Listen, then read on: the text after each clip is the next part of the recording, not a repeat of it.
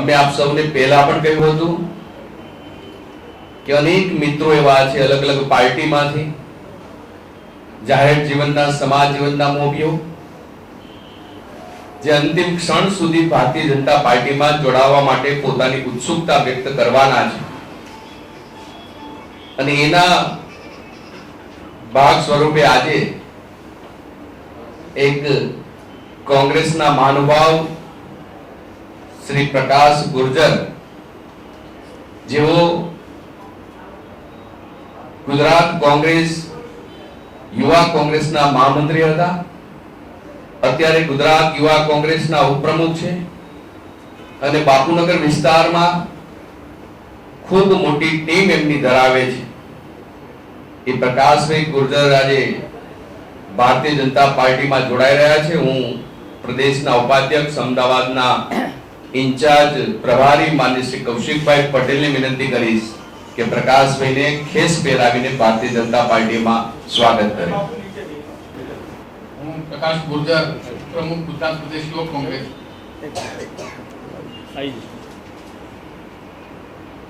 આજરોજ યુવક કોંગ્રેસમાંથી સવારે રાજીનામું આપી અને ભારતીય જનતા પાર્ટીમાં જોડાવું. એના મુખ્ય કારણોમાં ગુજરાતની અંદર 2009માં યુવક કોંગ્રેસની ચૂંટણી યોજાઈ. શ્રી રાહુલ ગાંધી આવીને ગુજરાતના યુવાનોને કહ્યું કે તમે યુવક કોંગ્રેસમાં જોડાઓ, રાજકારણમાં યુવાનોને આગળ લાવવા માટેની વાત કરી. બિન રાજકીય પીઠબળ ધરાવતા, રાજકીય પીઠબળ ન ધરાવતા યુવાનોને કોંગ્રેસ પાર્ટીની અંદર આગળ લાવવાની વાત કરી. એ વાતને સ્વીકારીને અમે 2009ની અંદર સમગ્ર ગુજરાત રાજ્યની અંદર 45,000 બૂથોમાં ચૂંટણી લડ્યા. તાલુકે જઈને યુવક કોંગ્રેસનું સંગઠન બનાવ્યું, મેમ્બરશિપ કરી, તાલુકામાં પોતાના મિત્રોને, સાથીઓને જીતાડીને લાવ્યા, જિલ્લામાં જીતાડીને લાવ્યા અને ત્યારબાદ હું 2009માં મહામંત્રી પદે ચૂંટાયો.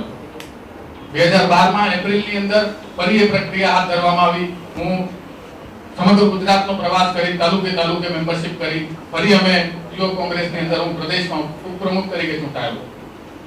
માનનીય રાહુલ ગાંધીએ 2009માં પણ અને 2012માં પણ અમને આશ્વસ્ત કર્યા કે યુવક કોંગ્રેસની અંદર ઇલેક્ટેડ સિસ્ટમની બહારના લોકો, 18 થી 35 વર્ષની ઉંમર ધરાવતા યુવાનોને, જે યુવક કોંગ્રેસની અંદર નથી, તેઓને કોંગ્રેસ પાર્ટીમાં ટિકિટ નહીં આપવામાં આવે અને જે ઇલેક્ટેડ લોકો છે એ લોકોને જ ટિકિટ આપવામાં આવશે.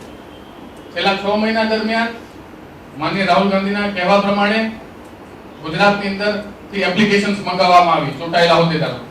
અમારા પ્રદેશના અધ્યક્ષ ટિકિટ નહોતા માંગતા, હું પ્રદેશ ઉપાધ્યક્ષ ટિકિટ માંગતો હતો. કોંગ્રેસ પાર્ટીના મૂળભૂત સંવિધાનની અંદર એવું લખેલું છે કે જે ફ્રન્ટલ ઓર્ગેનાઇઝેશન્સના પ્રેસિડેન્ટ હોય એ લોકોને ફરજિયાત એસેમ્બલીના ટિકિટ્સ આપવી. એનો ભંગ કર્યો.